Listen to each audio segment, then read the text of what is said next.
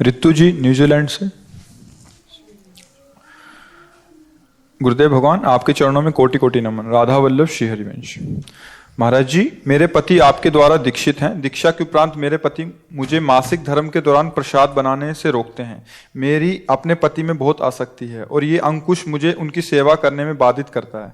हम दोनों ही कार्यरत हैं और विदेश में रहने के कारण। हाँ, पर शास्त्र तस्मात् शास्त्रम प्रमाणन्ते कार्याकार्यो व्यवस्थितो। यदि उन 3 दिनों में प्रसाद बनाया जाए और पाया जाए तो बुद्धि को भ्रष्ट कर देगा। शास्त्र ऐसा आज्ञा करता है, तो हमें शास्त्र सम्मत ही चलना चाहिए। अगर वो बाल ब्रह्मचारिणी है और वैराग्य युक्त वेशभूषा है, फिर वो मासिक धर्म के प्रभाव से उसको किसी भी सेवाकृत कर्म रोकने की बात नहीं कही गई। पर यदि गृहस्थ धर्म का प्रयोग है शरीर से, तो फिर शरीर को उस पद्धति से चलाना चाहिए जिस धर्म में हम हैं। 3 दिन तक हमको उसका कष्ट सहना चाहिए कि भाई हमारा भाव बन रहा है, तो फिर हम भाव ही रख सकते हैं, शरीर चेष्टा 3 दिन तक नहीं। 3 दिन के बाद फिर अपनी दिनचर्या पुनः करे। 3 दिन तक शास्त्र की आज्ञा है ऐसा ना करे तो फिर ना करे, नहीं तो बुद्धि भ्रष्ट हो जाती है। जब हम शास्त्र आज्ञा का उल्लंघन करके मनमानी आचरण करते हैं तो उससे बुद्धि, सबसे पहला प्रभाव बुद्धि पर होता है। तो जब हमारा कर्म हमको मारने आता है तो सबसे पहले बुद्धि का नाश होता है। बुद्धि ठीक निर्णय नहीं कर पाती, वही ड्राइवर तो गलत मार्ग में चल देती है और वहां फंस जाता है जीव। बुद्धि का गिरना ही सर्वनाश है। जो प्रायः बड़े बड़े महापुरुषों ने भगवान से ही याचना की कि हमारी बुद्धि शुद्ध हो, हमारी बुद्धि सत्य की तरफ प्रेरित हो, प्रचोदयात् सत्यम परम धीमहि। तो इसलिए अगर हम शास्त्रीय आज्ञा का पालन करेंगे तो हमारी बुद्धि शुद्ध हो जाएगी। इसलिए हमें ऐसा नहीं करना चाहिए। गृहस्थ धर्म में 3 दिन के लिए निषेध है। जीवन में कुछ भयंकर अपराध बन गए हैं महाराज श्री, उनका निवारण कैसे हो? पहली बात तो है कि जो हमसे गलती हो गई उसकी पुनरावृत्ति ना हो। दूसरी बात है कि उस गलती को महापुरुषों से बता करके उनके अनुसार प्रायश्चित हो। अब जब गलती हो गई तो एक छोटी भी गलती होती है, एक बड़ी भी गलती होती है। और गलती हुई है या जानबूझकर के अपराध किया, जैसे भ्रूण हत्या, गर्भ हत्या, ये गलती में नहीं आता, ये महत अपराधों में आता है। इसके लिए नहीं कि जाओ क्षमा, नहीं। तुम जानती हो ना, तुम्हारे शरीर में एक चींटी काटे तो कैसा लगता है, और गर्भस्थ शिशु का गर्भ में ही कत्ल करवा दिया, उसको नष्ट कर दिया। इससे बड़ा पाप तुम्हारे लिए क्या हो सकता है? अपना बच्चा बाहर आंगन में खेलता हो, कोई आके एक थप्पड़ मारे तो तुम्हें बर्दाश्त नहीं होगा, और अपने ही बच्चे को गर्भ में तुम कत्ल करवा करके भ्रूण हत्या, गर्भ हत्या आदि करवाओ। अब इसको अगर माना जाए कि ये गलती है तो इसे गलती नहीं कहते, इसे महत अपराध कहते हैं। अब ये ऐसे हैं कि फिर ये समय आने पर भयानक दंड देते हैं। ये किसी को रोके नहीं रुकते ये अपराध, इसलिए सावधान होना चाहिए। अगर ऐसी कोई गलती है तो भगवान की शरण में आकर के फिर सप्ताह की श्रीमद् भागवत का अनुष्ठान करना चाहिए, क्योंकि भागवत सर्वसमर्थ है। अगर कोई ऐसी महत गलती हो गई तो उसको भी पवित्र करने की सामर्थ्य भगवान की वाणी में, भगवान के जश में, भगवान की महिमा में है। श्रीमद् भागवत का सप्ताह की संस्कृत से किसी विद्वान के द्वारा अनुष्ठान करवाए और उसको दक्षिणादि से तृप्त करके उसके चरणों की पूजा करे। भागवत खरीद करके उसको नवीन वस्त्र में आवेष्टित करके उसको दान करे भागवत के। तो इन सब बातों से भगवान कृपा करके उसे माफ कर देते हैं। नहीं तो अपने जीवन में ऐसे ऐसे पाप कर बैठते हैं लोग जिनको जानते नहीं पाप है, और वो फिर आगे चलकर जो दुर्गति करते हैं, फिर कहते हैं भगवान मैंने क्या किया, तुम कितने निर्दयी हो, ऐसा क्यों कर लिया। अब एक पुत्र को तुमने नष्ट किया, दूसरों को तुम्हारा कर्म नष्ट करेगा।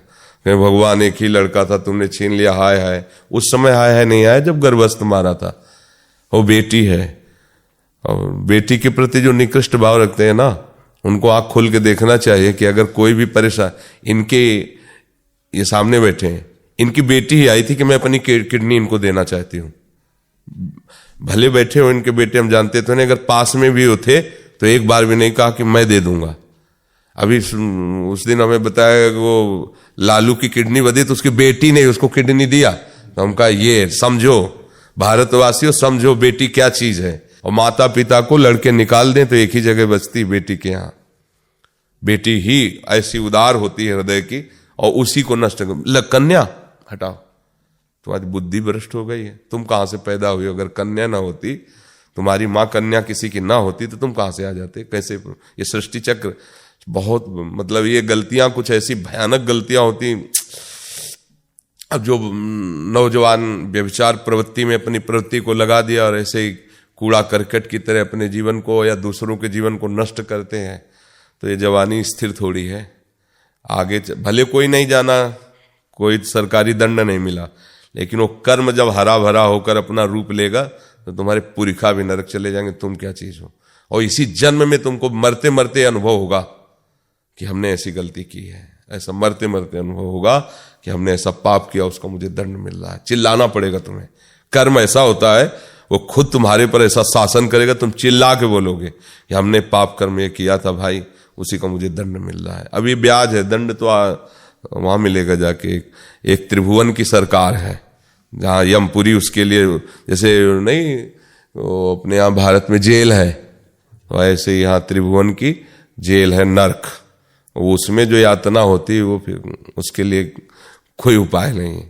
नरक गति दुर्भर यम द्वारे कटियत नक्शी के, अवश्य में भोक्तव्यम कृतम कर्म शुभाशुभम। सबको डरना चाहिए, मर्यादा है। भगवान ने इसलिए गृहस्थ धर्म बनाया है। बच्ची हो या बच्चा हो, यदि आप उसे प्यार से पालते हैं तो दोनों तुम्हारे को सुख देने के लिए ही है। अगर हम तो देखते हैं कि जैसे धर्म से चला जाए तो कितने बच्चियां ऐसी होती हैं जो अपने माता पिता का भरण पोषण करते हुए उनका जीवन निर्वाह करती हैं। वो पति हो गया, सब हो गया, लेकिन वो पक्ष माता पिता, बूढ़े माता पिता है, वो या अपने पास रख लेती हैं या व्यवस्था करती है। और लड़के अमेरिका चले गए, विदेश चले गए बहू के लिए। अब पिता कभी फोन से भी बात किया कि बच्चा हमें बुला लो, बोले ये अमेरिका है, यहाँ इतना खर्चा है, ये हम आपको कैसे रख सकते हैं। कुछ पैसे डाल देते हैं आप वहीं, या अनाथालय में भर्ती कर। अनाथालय की अवस्था है उनकी दुलार पाने की अवस्था है। कोई उनका प्रिय उनके पास बैठकर उनको से बात करे, उनको दुलार करे, तो ये फिर होता। बहुत सावधान, ये जीवन बहुत अमूल्य है और बहुत अच्छे ढंग से जीने के लिए मिला है। इसे राक्षसी वृत्ति से, अशांत वृत्ति से जीने के लिए नहीं मिला है। पशु पक्षी अपने कर्म के अनुसार जीते हैं। आपका जीवन केवल कर्म के अधीन नहीं, पीछे से आप नवीन कर्म करके नारायण के समान हो सकते हो, आप ब्रह्म के समान हो सकते हो। आप जो चाहे, आप भूत बन सकते हो, आप देवता बन सकते हो, आप राक्षस बन सकते हो, जैसा चाहो कर सकते हो। तो अगर हमको ऐसा लगता है अपनी गलतियों का, उन अपराध से फिर देखा जाता है उसकी छोटाई बड़ाई, उसका दंड फिर विधान उसी के अनुसार होता है। ये थोड़ी कि सब चोर एक ही जगह बांधे जाते हैं, नहीं। अब किसी ने थोड़ा ऐसे चुरा लिया तो चोर वो भी है, तो थप्पड़ दो थप्पड़ मार के उसको छोड़ दिया जाता है। लेकिन जो भारी डकैती करते हैं उनको फांसी की भी सजा होती है। तो ऐसे ही है कि दंड विधान कर्म के अनुसार रचा जाता है। तो पहली बात है कि जो हमसे गलती हुई है वो हम दो पुनरावृत्ति न करें, और फिर उस गलती का माप कि कितनी भयानक है, कैसा है, विद्वानों से पूछकर उनके अनुसार प्रायश्चित कर लेना चाहिए। ये आप लोगों के लिए गृहस्थ है। और अगर वो संसार से विरक्त होकर भगवान मार्ग में चलता है तो किसी प्रायश्चित की जरूरत नहीं। सबसे बड़ा प्रायश्चित हो गया हरिशरणम, आगे बढ़ा। अब कोई उसको अपिचेत सुदुराचारो भजते माम अनन्य भाग साधुरेव मंतव्या सम्यक व्यवसिता। भारी दुराचार किया लेकिन अब लो नशानी, अब नान हे हरि हरि शरणम, काम बन गया। हरि सब क्षमा करके उसे करो सद्य ते साधु समाना, मैं उसे महात्मा बनाऊंगा, तुम उसे महात्मा मानो। भगवान कह रहे यद्यपि वो महात्मा है नहीं, दुराचारी रहा है, पर मेरी शरण में आ गया है, अब मैं उसे महात्मा बनाऊंगा, इसलिए तुम उसे महात्मा मानो। भगवान आदेश करते हैं। अपिचे सुदुराचारो भजते माना अनन्य भाग साधुरेव समंतव्या। मंतव्य माने मानो, साधुरेव ये साधु ही है क्योंकि उसने सम्यक रूप से मुझे स्वीकार कर लिया है। अब क्षिप्रम भवति धर्मात्मा, उसी के आगे मैं उसे धर्मात्मा बनाऊं। और जिसे भगवान महात्मा और धर्मात्मा बनाए तो कितनी देर लगती है। तो इसलिए सावधानी से चलो, भारी अपराधों का इसी जन्म में मार्जन कर लो, स्टॉक ना होने पावे, उनको नष्ट करो और भगवत भजन के बल से ये जीवन प्रभु के चरणों में पहुंच जाए। अगर हमारा अगला जन्म भी हो तो भक्ति संपन्न हो, मनुष्य जन्म मिला इससे नीचे तो न गिरे ना, ऐसा हो कि हम प्रभु का गुणगान गा सकें, प्रभु का नाम जप, नहीं तो जन्म ही ना हो, प्रभु की लीला धामों में प्रवेश हो जाए। ऐसा हम संकल्प करें, ऐसा हम चिंतन करें कि अब ये जन्म आखिरी हो, अब हम मुक्त होना चाहते हैं या प्रभु के भक्त होना चाहते हैं। संजीव जी न्यूजीलैंड से जी, राधा वल्लभ श्री हरिवंश। गुरुदेव आपके चरणों में अनंत कोटि प्रणाम। गुरुदेव श्री हित 84 जी के पद संख्या 59 में आता है कि ये जिये जानी श्याम श्यामापद कमल संगी सिरनायो। इसका तात्पर्य सिर्फ श्री हरिवंश धर्मी से है या सभी वैष्णव और संतों से है? विदेश में ज्यादातर अन्य संप्रदाय के भक्तों का संग मिलता है, क्या दूसरे संप्रदाय? इसमें खास बात यह है कि अनन्य श्यामा श्याम का हो, केवल श्यामा श्याम का, और वृंदावन नित्य विहार रस रीति से युक्त हो, दोनों शर्त है। तो इसीलिए श्याम श्यामा पद कमल सिंह, केवल श्याम श्यामा पद के जो अनुरागी जन है। ज्ञान ध्यान व्रत कर्म जिते सब काहू में नहीं मोहि प्रतीति, रसिक अनन्य निशान बजायो एक श्याम श्यामा पद प्रीति। श्री हरिवंश चरण निज सेवक बिचले नहीं छाणी रस रीति। श्री हरिवंश धर्म प्रगट निपट के ताकि उपमा को नहीं, ताकि उपमा को नहीं। ये बिल्कुल लाडली जू की ठसक में भरा हुआ उपासक और युगल दुलार में हर समय मगन रहता है, क्योंकि दासी भावना तभी पुष्ट होती है, सहचरी भावना, जब गोरे चरणारविंद की ठसक हो। श्री राधा जुग चरण प्रीति उपजयति भारी, तब निज महल टहल नौ कुंज में नित सेवक सेवा करनम, निस्दिन समीप संतत रहे श्री हरिवंश चरण शरणम। तो कहीं भी रहो, आजकल यूट्यूब का जमाना है, तो हमें लगता है कि नित्य की काफी दिनचर्या यूट्यूब में लोग डालते हैं, जैसे सुबह मंगला की भी डालते हैं, सत्संग की भी डालते हैं, नृत्य गाना, तो काफी तो इन्वॉल्व होने के लिए विदेश में भी आपको समय है, आपके पास यंत्र है, आप उसको सुन सकते हैं, रोज का रोज पड़ता है, तो आप उसका लाभ ले सकते हैं और किसी भी वैष्णव की सेवा कर सकते हैं। कोई भी संत महात्मा वैष्णव है, वस्त्र देना, औषधि देना, भोजन देना गृहस्थ का कर्तव्य है। पर रस का प्रश्न करना ये केवल अपने ही इष्ट मिले और मन मिले, मिले भजन रस रीति, भजन रस रीति। कहां निशंक है मिलिए, वहां कोई शंका नहीं, तासो कीजे प्रीति। अगर ये बात नहीं हुई तो अपने रस में अंतराय वाली बात आ जाएगी। क्या? अब जैसे आपने प्रश्न किया और वो अपनी रसरीति से उत्तर दे रहा है, हमारी रसरीति से नहीं। अगर हम उसमें तर्क कर देते हैं, अश्रद्धा कर देते हैं, तो वैष्णव का अपराध बनता है, और अगर उसे स्वीकार करते हैं तो अपनी गुरु परंपरा का त्याग हो जाएगा। इसलिए कहा गया है कि सेवा सत्कार सबका, लेकिन प्रश्न उत्तर और उपासना पद्धति अपने गुरुदेव से, अपनी नित्य विहार रस रीति से, तभी समझ में आएगा ना। अब जैसे अन्यत्र देखो, इतना समिटा नहीं गया है, सब उपासनाओं में सबका है। आप देखो अंदर से देखो ना, सबका ऐसा है। भगवान के विविध नाम रूपों का कीर्तन भी है, नरसिंह भगवान का भी, अन्य अन्य सब ऐसा है ना। आप उसमें तो ये कोई निषेध नहीं है, ये तो भक्ति का स्वरूप है, सब में हमारा प्रभु है। पर ये वृंदावन नित्य विहार रस है, इसमें रसना कटो जो अन रटो निरखी अन फुटो नयन, ये एकदम अनन्यता का प्रेम रस का है। तो हम अनन्य तभी बनेंगे जब अनन्य मार्ग में चलेंगे। अगर हम, तो फिर कैसे, हमें मार्ग ही नहीं फिर मिला तो हम कैसे चल पाएंगे, समझ रहे ना। हाँ, तो भले परदेश में पति रहता है, हम नहीं मिल पा रही, तो हम दूसरी के से मनोरंजन नहीं कर सकते। हम इंतजार करेंगे अपने पति का, चाहे वो 10 वर्ष बाद मिले, हमारे मन का रंजन उसी से हो सकता है, दूसरे से नहीं। ये ऐसे हरिवंश पतिव्रत हैं जिनके सुख संपत्ति दंपति ज्योति इनके, समझ पा रहे ना।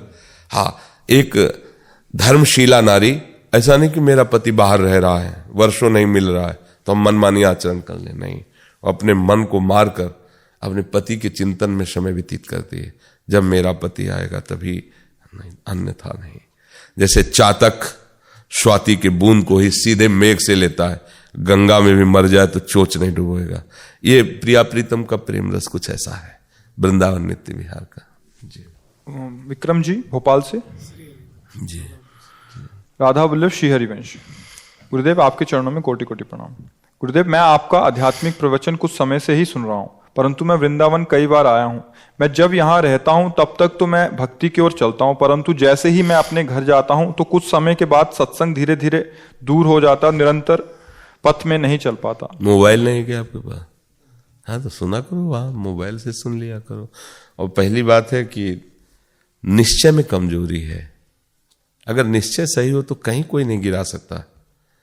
कई बार हम प्रश्न उत्तर में भी बताया कि जैसे हम बाजार जाते हैं, बहुत सी चीज सामग्री, हमारा क्या मतलब होता है बाजार में, हमें जो लेना है वही तो लेना है ना। बाजार में तो सब कुछ बिक रहा है, कहीं मांस बिक रहा है, कहीं मछली बिक रही है, कहीं शराब बिक रहा है, कहीं, तो वो हमें विक्षेप थोड़ी पहुंचाता है। बाजार है, हमें अपने काम से मतलब है। अगर हम वृंदावन वास नहीं कर पा रहे, संतों का सानिध्य नहीं मिला, तो हमारा जीवन व्यर्थ चला जाएगा। नहीं, हम नहीं जाने देंगे। भागवत है, गीता जी है, इनके प्रवचन है, इनके उपदेश हैं, संतों ने जो गाए हैं। मतलब यूट्यूब का जमाना है, अब तो ऐसा नहीं है। तो अब रोज अगर सत्संग सुनो, देखो अलग सुनने का उसका भाव है। अगर आप चाय नाश्ता करते हुए सत्संग सुन रहे तो एक अलग क्वालिटी हो गई है आपकी। और अगर आप मोबाइल को ऐसे तौलिया बिछा करके विराजमान किया, प्रणाम किया और आंख मूंद करके गुरुदेव आप साक्षात विराजमान हो, जड़ चैतन्य में, सब में, अखंड मंडलाकारम व्याप्तमेन चराचरम, चर अचर सब में, हे नाथ प्रगट में तो सानिध्य नहीं, पर मैं मन से आपके सानिध्य का अनुभव कर रहा हूं। अब एकाग्रता पूर्वक साक्षात सत्संग हो रहा है। भावना में ही तो है ना आपके। भावना न मानो तो सामने बैठे हुए भी दूर हैं, और भावना मानो तो जहां भी तुम हो तुम्हारे नजदीक ही तो है। तो हम अगर भागवत पढ़ रहे हैं तो देखें कि शुकाचार्य, भगवान व्यासदेव जी जैसे महापुरुष इसका स्वाद लिए, उनको प्रणाम करके हम स्वाध्याय करें, सेवक वाणी पढ़ें। जब हम लगेंगे तो हमारे पास ये फिर फुर्सत नहीं रहेगी कि हम वृंदावन में हैं कि हम भोपाल में हैं। इसका चिंतन का अवसर नहीं रहेगा। आप देखो अपनी दिनचर्या में लगे रहो, तो वृंदावन उपासना करो, इसलिए आपके हर समय वृंदावन ही सानिध्य में आएगा। ये बात है, ये बात महाराज जी ने कही। तो आपको वृंदावन, महाराज जी, यमुना जी, राधा वल्लभ जी सब आपके दिमाग में छा रहा है। वो एक बार गए थे, परिक्रमा लगाई थी, ऐसे परिक्रमा की, ये भागवतिक चिंतन हो रहा ना। हाँ, ये जरूर है कि अगर संतों का सानिध्य ना मिले तो भक्ति में प्रोत्साहन नहीं होता है। महीना 2 महीना में घर गृहस्थी वाले आदमी कभी समय मिले तो आ जाओ, 1-2 दिन यहाँ सुन जाओ, वो क्या मोबाइल से सुनो, नाम जप करो, और सत्संग जो कह रहा है उसको आचरण में उतारो। अगर आचरण में नहीं उतारा गया तो सारा सत्संग ऐसे ही है, हाथी स्नान की तरह। वो नाग निकला, धूल भरा, ऊपर डाल लिया, क्या स्नान का मतलब। सत्संग में जो सुना जाए उसका आचरण में उतार। मनन के बिना सारा सत्संग निष्फल होगा, उसमें कोई प्रभाव नहीं पड़ेगा। आप मनन, भागवत में प्रसंग आता है, गोकर्ण जी ने जब धुंधकारी जी को भागवत सुनाई तो और भी सब भगत लोग बैठे हुए थे, भागवत नियम से सुने थे। तो एक विमान आया और विमान पे धुंधकारी जी को जब चतुर्भुज नारायण रूप हुआ वो, और उसमें विराजमान, तब गोकर्ण जी ने रोका, पार्षदों से प्रश्न किया कि भेद कैसा। कथा तो सब सुन रहे थे, आपको हजारों विमान लाने चाहिए और सबको ले जाना चाहिए।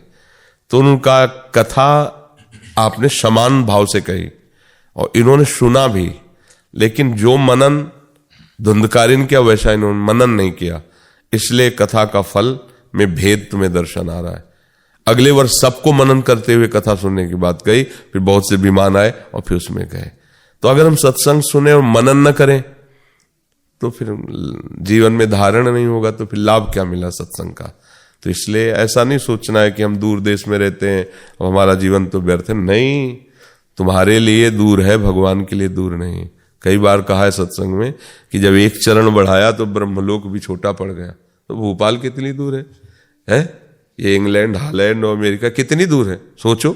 एक चरण बढ़ाया तो अंतरिक्ष को पार कर स्वर्गलोक, मार्गलोक, जनलोक, तपलोक, सत्यलोक बढ़ता चला गया। उन भगवान के हम सेवक हैं। एक टांग भी तो नहीं है उनके कि एक टांग के अंतर्गत है, ऐसे ही है, उनके चरणों के नजदीक ही हैं हम। और दूसरी बात अगर देखो तो विराट प्रभु की गोद में ही बैठे हुए हैं हम, उन्हीं की गोद में है। तो हम प्रभु से दूर हैं ऐसा तो भावना ही मत करो, और सत्संग सुनते रहो, नाम जप करते रहो। कांता जी पंजाब से। राधा वल्लभ श्री हरिवंश, राधा वल्लभ श्री हरिवंश, राधा वल्लभ श्री हरिवंश। जय महाराज। श्री हरिवंश महाराष्ट्री। महाराष्ट्री, मैं माँ दुर्गा की अनन्य उपासिका हूँ, वो मेरी इष्ट हैं। मेरा मन राधा कृष्ण की तरफ आकर्षित हो रहा है, दुविधा में हूँ, क्या करूं? राधा नाम अनन्य उपासिका, फिर ये अन्य ना, तो उसी को तो अनन्य कहते हैं। जैसे आपने कहा अनन्य उपासिकाओं, फिर मन आकर्षित हो रहा है, तो उसको इस भाव में ले सकती है कि माँ भगवती अब कृपा करके हमको प्रिया प्रीतम के चरणों की तरफ भेज रही, ऐसा भाव करने दें। नहीं तो अनन्य का शब्द का अर्थ ही होता है अन्य ना, अन्य ना। तो अगर भगवती के अनन्य है तो फिर अन्य ना। अगर ऐसा भाव लेते हैं कि अब उनकी कृपा से हम इधर प्रेरित की जा रही प्रिया प्रीतम की तरफ, तो भगवती की उपासना का फल भी यही है। गोपीजनों ने कात्यायनी देवी की आराधना की थी कि मुझे श्री कृष्णचंद्र जी पति रूप में प्राप्त हो, तो प्रिया प्रीतम के चरणों की भक्ति के लिए अंबाजी कृपा करती, प्रेरित करके भेज देती जी। संगीता शुक्ला जी। राधा वल्लभ श्री हरिवंश। सतगुरुदेव भगवान के चरणों में कोटि कोटि नमन। गुरुदेव भगवान, मुझ अदम का ये प्रश्न है कि गुरुदेव आप कहते हैं कि सबको भगवत भाव से देखें, मगर गुरुदेव देखो पहले यही सुन लो, एक स्थिति होती है, हम लक्ष्य रखते हैं सब में प्रभु हैं ये देखने की। अब अभी धरा ही आपकी व्यवहार में, शरीर में, तो आप कैसे देख सकते हैं? आप सोचो किसका प्रश्न है? हाँ, आप कैसे देख सकते हैं? आपकी धरा अभी शरीर में है, विषयों में है, संसार में है। तो जिस सब में जो भगवान को देखता है वो महाभागवत होता है, कोई साधारण स्थिति थोड़ी होती है। सा महात्मा सुदुर्लभा, भगवान ही तो कह रहे हैं, वासुदेवा सर्वमिति सा महात्मा सुदुर्लभा। जो सर्वत्र अपने भगवान का दर्शन करता है वो महात्मा दुर्लभ है। तो अभी महात्मा थोड़ी हो गई वो अंदर से। तो इसलिए ये बात तो हमें लक्ष्य में रखना है और प्रयास करना है। अब आगे बोलो क्या है? मगर गुरुदेव मुझ में ये सामर्थ्य नहीं। हाँ, तो यही कह रहे हैं, सामर्थ्य तो है, ऐसा नहीं कि सामर्थ्य नहीं। जब भगवान है तो कौन सी सामर्थ्य बकाए रहेगी? सबके हृदय में भगवान है। हम क्या है, अपनी सामर्थ्य को खो दिए हैं।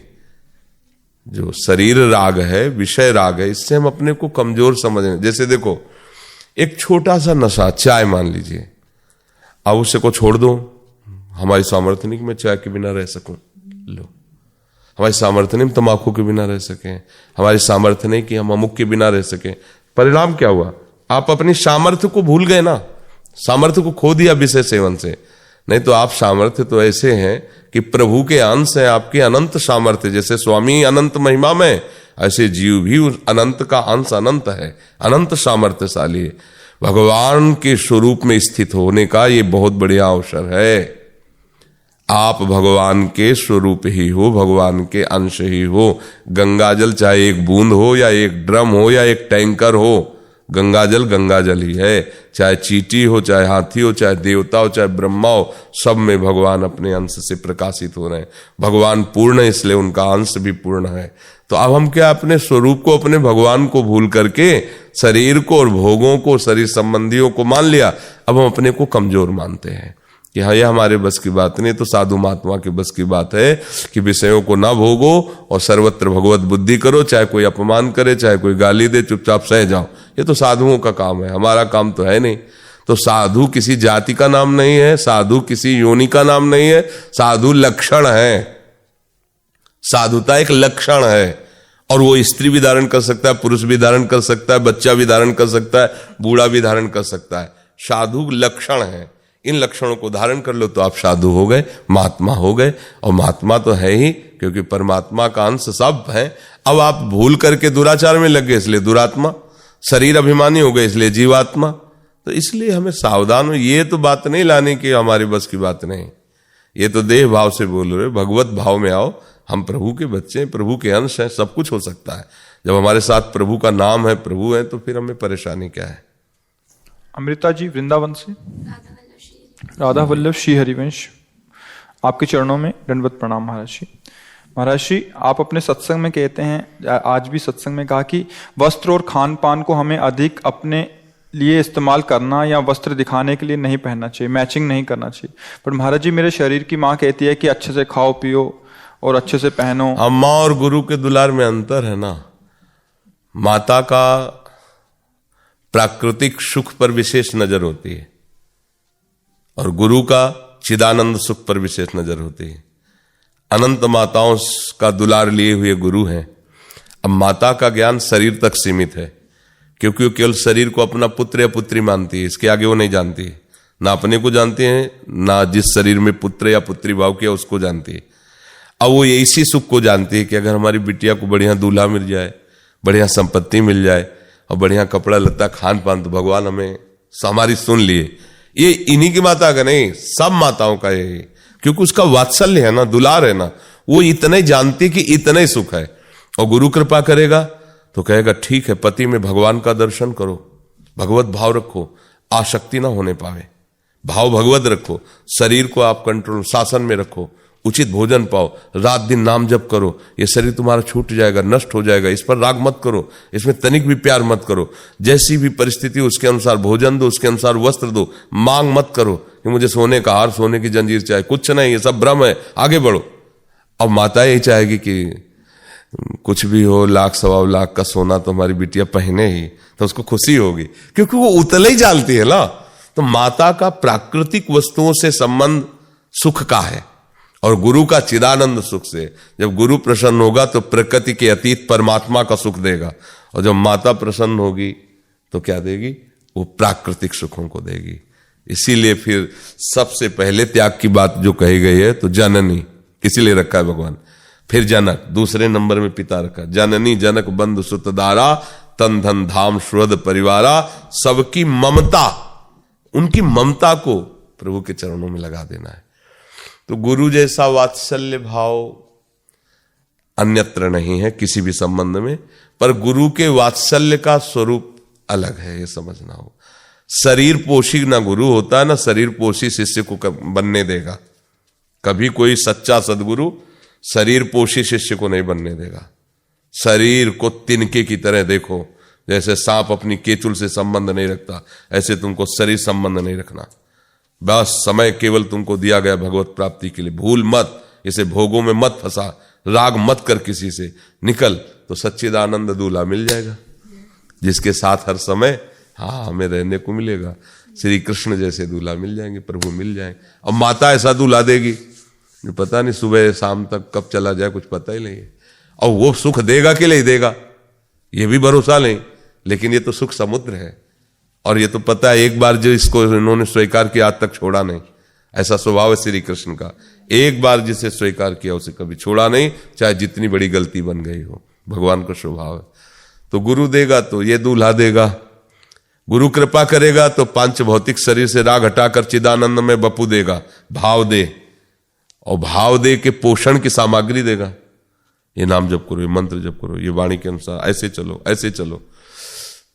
अगर गुरु आदेश करेगा तो मुंह में रज लगाओ, ये श्रृंगार सा बटाओ, और माता चाहेगी यही कि बढ़िया चिकना स्नो पाउडर लगा के हमारी बच्ची देखने में लगे कि हाँ उनकी बिटिया है, थोड़ा सोने की जंजीर हो, ऐसे हाँ ऐसे चल, खा पी के अच्छी थोड़ा अष्ट। वो केवल उतना ही देश को जानती है, शरीर देश को, जिससे उसका संबंध है। और गुरु भागवती, इससे राग मत करना, इससे राग करोगी तो नष्ट हो जाओगी, ये शरीर तो अंतराय है ना।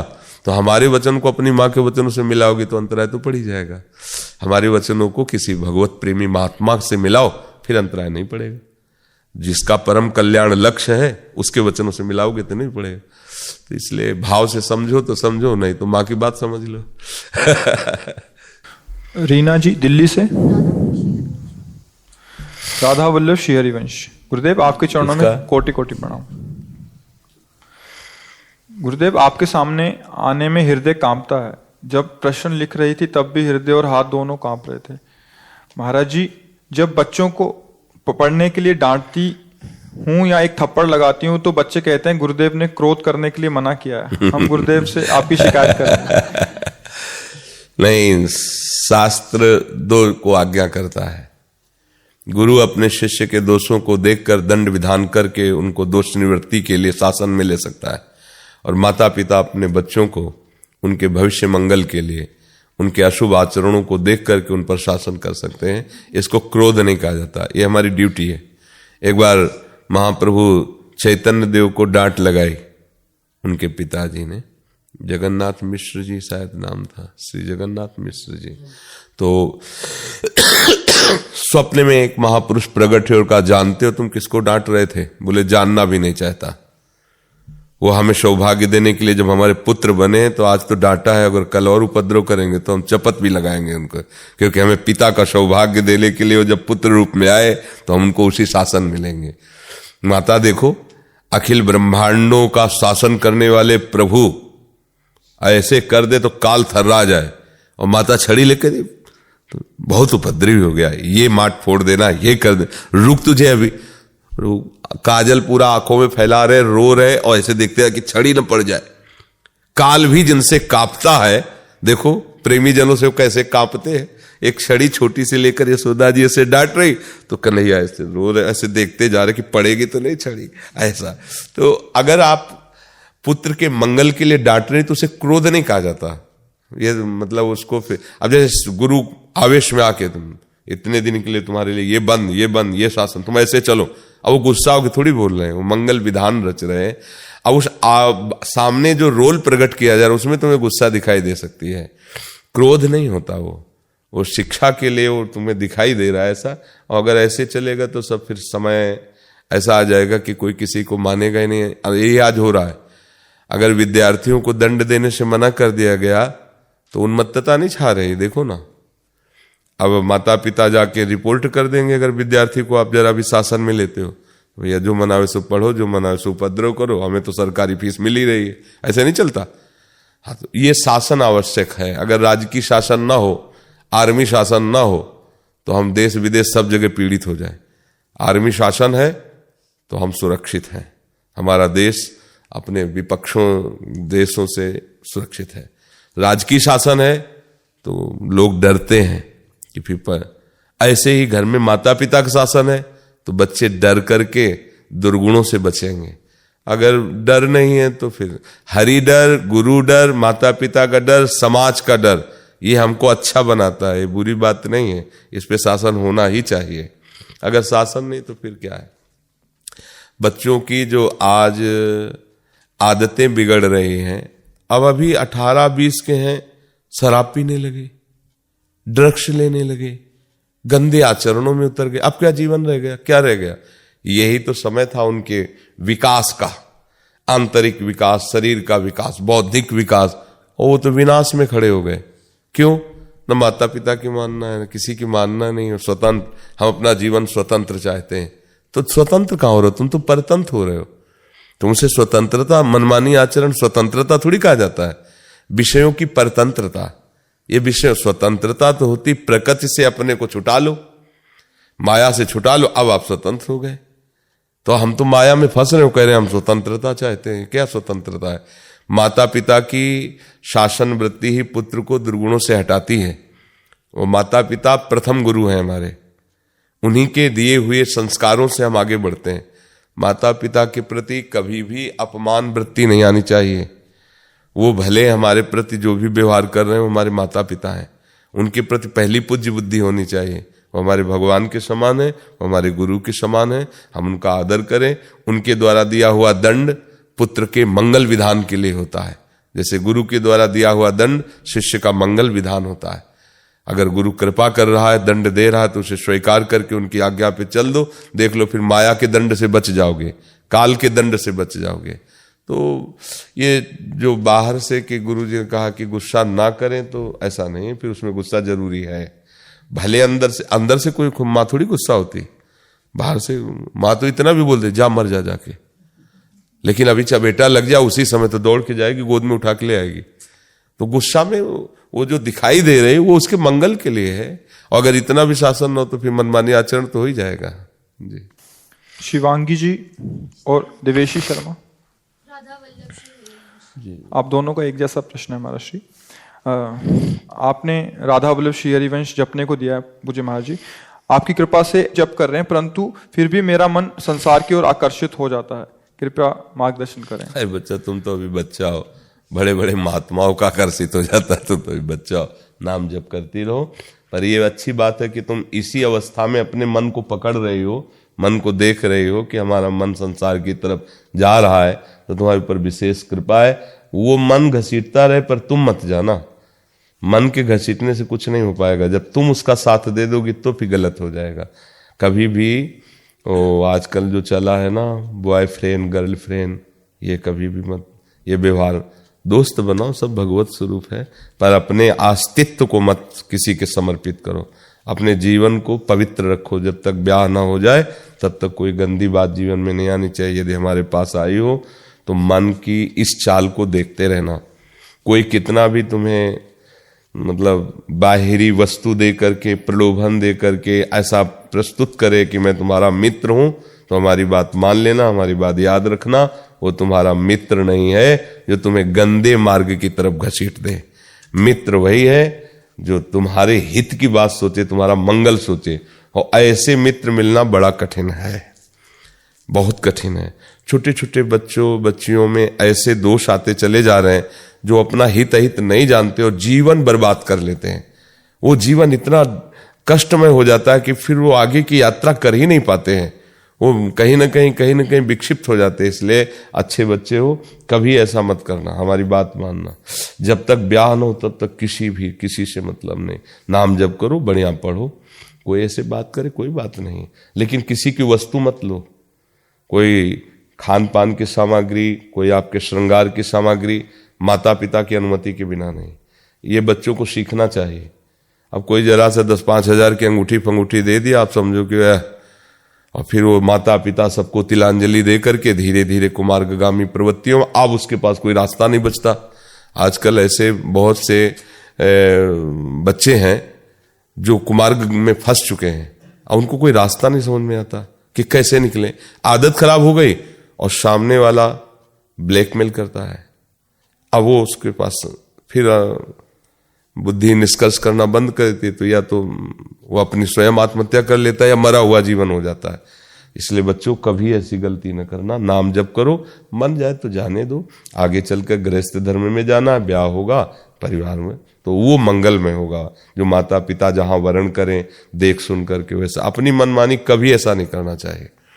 बिल्कुल ये बात समझ लो, इसमें किसी को भी लाभ नहीं मिलेगा, किसी को भी। धर्म विरुद्ध आचरण करोगे कभी भी शांति नहीं मिलेगी, कभी भी तुम्हारी सच्ची जोड़ी नहीं बनेगी।